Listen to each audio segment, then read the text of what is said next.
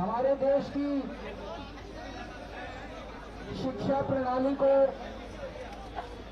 Examination system को दुरुस्त करने के लिए पूरे देश के युवा ये जो कॉकरोच आंदोलन के बैनर तले इकट्ठे हुए हैं, इन सब लोगों को मैं सलाम करता हूं।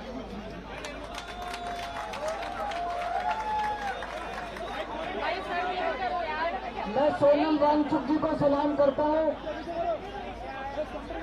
आवाज नहीं आ रही पीछे, बता रहा।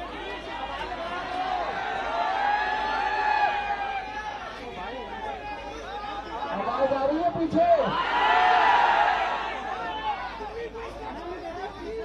मैं सोनम वांगचुक जी को सलाम करता हूं, जो अपने लिए नहीं, आप लोगों के लिए, युवाओं के लिए, हमारे देश के बच्चों के लिए अपनी जान दांव पे लगा के पिछले 19 दिन से अनशन कर रहे हैं। आज उनका 19वां दिन है। हमारे देश में ऐसे बहुत सारे टीचर्स हैं, जब पेपर लीक हुए, पेपरों में धांधली हुई, उन लोगों ने अपने शहर से आवाज उठाई, उनको गिरफ्तार कर लिया गया, उनको तरह तरह से टॉर्चर किया गया, उनके खिलाफ एफआईआर की गई।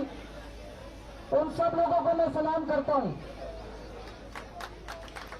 सोनम वांगचुक जी एक बहुत बड़े एजुकेशनिस्ट हैं। लद्दाख के लिए देश के लिए उन्होंने पहले भी कई बार अनशन किए। जिस तरह से उन्होंने देश के लिए आज अपनी जान दांव पे लगाई हुई है, उन्हें मैं सलाम करता हूं। दोस्तों, जितने कॉम्पिटिटिव एग्जाम होते हैं,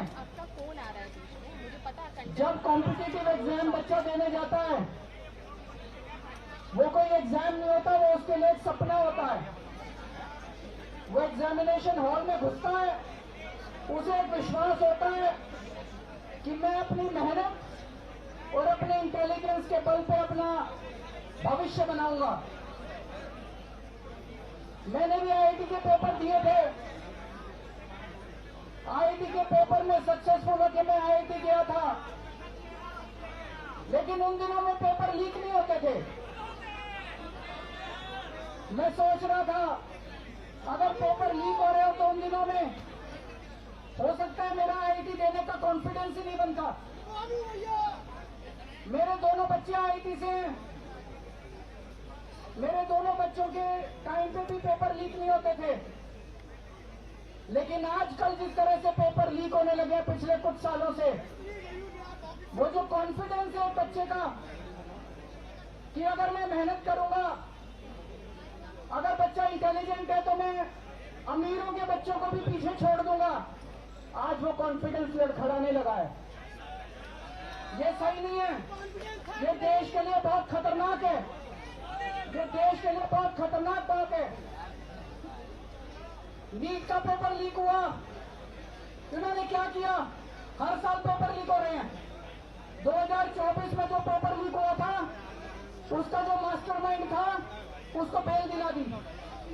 ये अब सिस्टम बन गया। हर साल पेपर लीक होते हैं, कमेटी बैठती है, जांच होती है, एफआईआर होती है, गिरफ्तारी होती है, बेल हो जाती है, और फिर अगले साल के पेपर लीक होने की फिर तैयारी शुरू हो जाती है। ये देश कब तक बर्दाश्त करेगा? देश का युवा, ये बच्चे कब तक बर्दाश्त करेंगे? इन्होंने नीट के पेपर के बाद 20 बच्चों ने सुसाइड कर लिया, 20 से ज्यादा बच्चों ने, पर इनको कोई अकल नहीं आई। इनके सर पे जूं नहीं रही थी। जितने बच्चे सुसाइड कर ले, वो बच्चे हमारे थे, हम लोगों के घर के बच्चे थे वो, लेकिन इन्होंने कुछ नहीं किया। सीबीएसई में पूरा इवैल्यूएशन सिस्टम गड़बड़ा गया। इन्होंने उस कंपनी के खिलाफ एफआईआर भी नहीं की। गिरफ्तार करना तो दूर की बात है, उस कंपनी के खिलाफ एफआईआर भी नहीं की।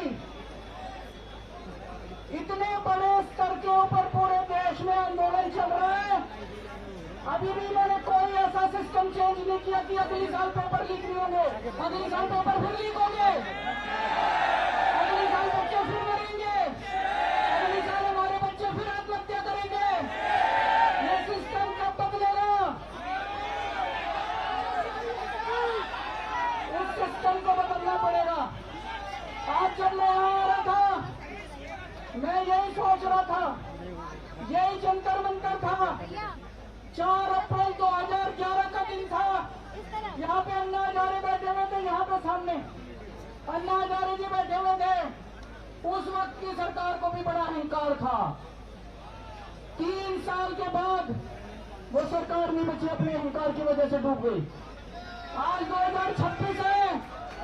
मैं इन लोगों को कहना चाहता हूँ, युवाओं की बात सुन लो, कॉकरोच आंदोलन की बात सुन लो, सोनम वांगचुक की बात सुन लो, नहीं तो आज से 3 साल बाद आपका भी वही हश्र होगा जो 2014 में। ये भी अभी अहंकार में डूबे हुए हैं बहुत ज्यादा, इनको भी अकल नहीं आ रही, ये भी बहुत ज्यादा अहंकार में डूबे हुए हैं। अंत में एक प्रपोजल देना चाहता हूं, आप लोगों से सहमति चाहता हूं। मैं धर्मेंद्र प्रधान को तो इस्तीफा देना चाहिए, लेकिन सोनम वांगचुक को देश का एजुकेशन मिनिस्टर बनाना चाहिए।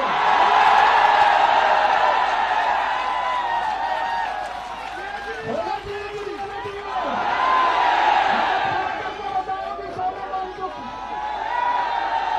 मैं प्रधानमंत्री जी को कहना चाहता हूँ, धर्मेंद्र प्रधान को हटाओ, नीचे कर ले।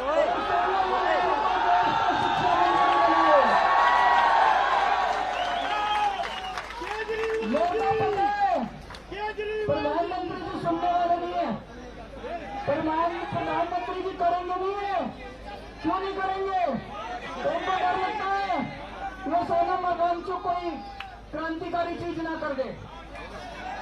पर दोस्तों, मैं आपसे पूछना चाहता हूँ, आज जितनी शिक्षा व्यवस्था सड़ गई है, जितनी खराब हो गई है, उसमें हमें क्रांतिकारी कदम ही चाहिए। बिना क्रांति के शिक्षा व्यवस्था ठीक नहीं होने वाली। हमें सोनम वांगचुक जैसा क्रांतिकारी शिक्षा मंत्री भी चाहिए और उसके क्रांतिकारी कदम भी चाहिए। दोस्तों, 20 तारीख को मैं सब लोगों से, देश के कोने कोने में जो लोग सुन रहे हैं, जो लोग सोशल मीडिया पे देखेंगे, जो लोग मीडिया के जरिए देखेंगे, सबको अपील करना चाहता हूँ, ज्यादा से ज्यादा संख्या में यहाँ पे आइएगा और 20 तारीख के इस आंदोलन को, इनके कॉल को, पार्लियामेंट तक के जो यात्रा है उसको सफल बनाना है। ज्यादा से ज्यादा संख्या में आना है। भारत माता की केजरीवाल जी,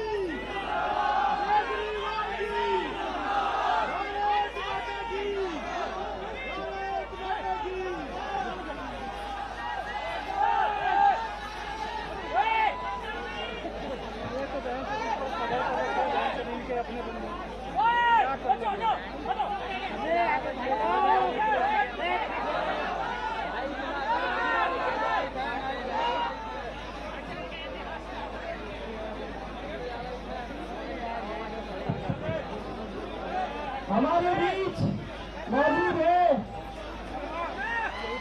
जनता के मुद्दे लगातार उठाने वाले जोरदार तालियां और संजय सिंह जी के लिए।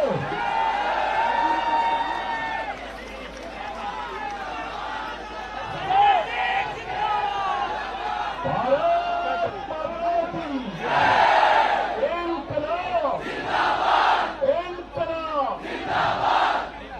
पिछले 19 दिनों से अनशन पर बैठे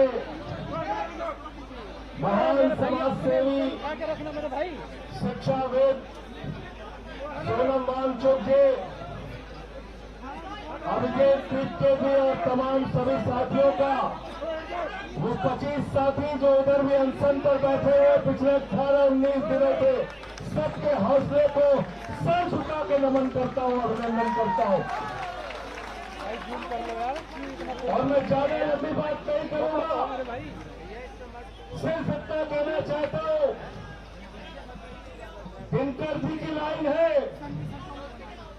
समय शेष है, नहीं पाप का भागी केवल व्यर्थ, जो तटस्थ है समय लिखेगा उनका भी अपराध।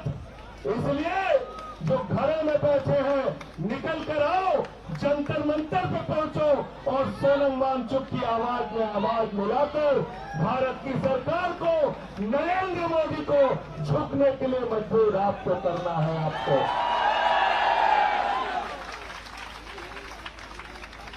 मोदी जी सिर्फ नौटंकी बाज आपको पूरी दुनिया में कोई नहीं मिलेगा।